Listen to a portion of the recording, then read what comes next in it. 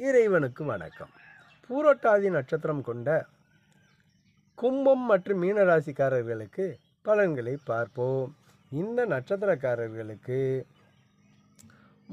13/6/2024 முதல் 19/8/2024 வரையும், அதே போன்று 3/12/2024 முதல் 5/4/2025 வரையும் உள்ள காலகட்டமானது உடல் ஆரோக்கியம் கெடும், நண்பர்களினால் பிரச்சனைகள் வரும், தெய்வ அனுகிரகம் குறையும், விரைச் செலவுகள் ஏற்படுவதற்கான சாத்தியக்கூறுகள் உண்டு.